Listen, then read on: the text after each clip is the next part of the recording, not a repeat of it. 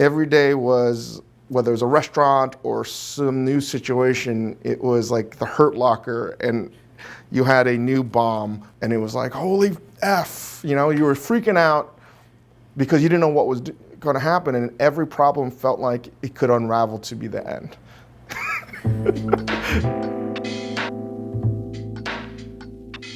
You know, 10 years ago, I was 31, 32.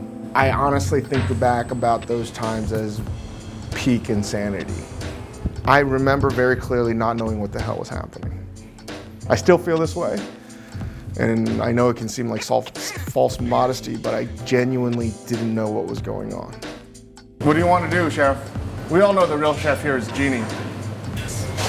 Jeannie was a college student at NYU, and Jeannie's been a mainstay, the calming force over many, many years now. We had no idea what we were doing. Still don't really. We're getting better at it. Because we sort of had nothing, we could question everything. That was the last period where I think we were truly sort of the underdog. If we didn't do whatever we did with ramen, someone else was one. When's the last time you ate a bowl? Nothing in food has ever, everything's already been done. Very, very few people have ever actually done something new. And do you feel like you've done something new?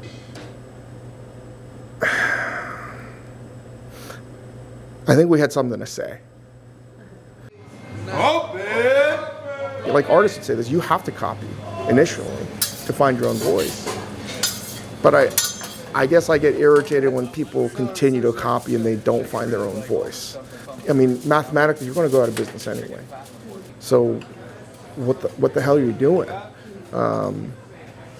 Do you have something to say? Do you have your voice in your food in some way? And that's where cooking actually is incredibly beautiful, because there is an artistic expression. How do you personalize something that anyone can do?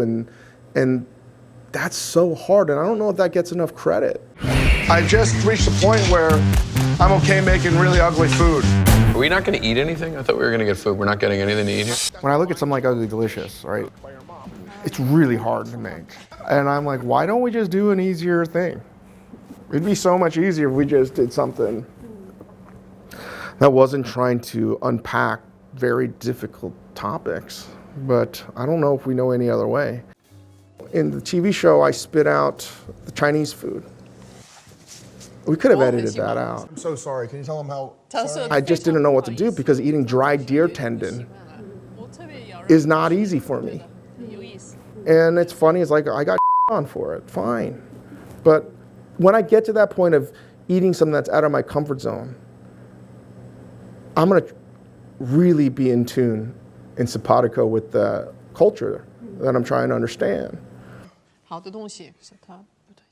If a dummy like me can be open to new things, then anyone else can as well. That's how I look at it.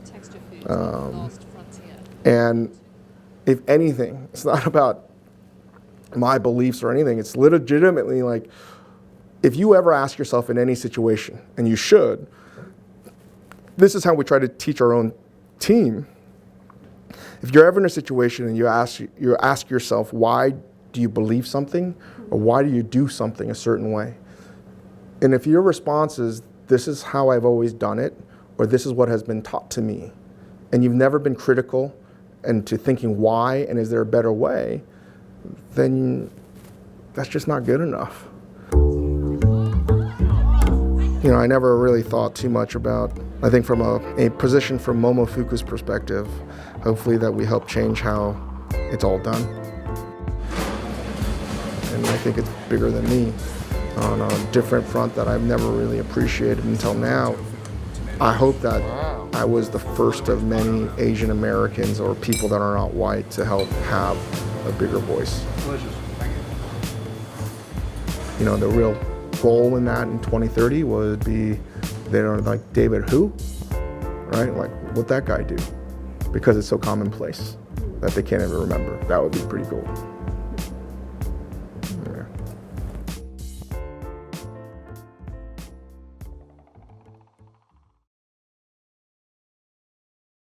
I'm I'm Robin Gavon at The Washington Post. Real journalism matters. So subscribe to our YouTube channel and follow the latest in our reporting, analysis, and features. Sorry. That was incredible.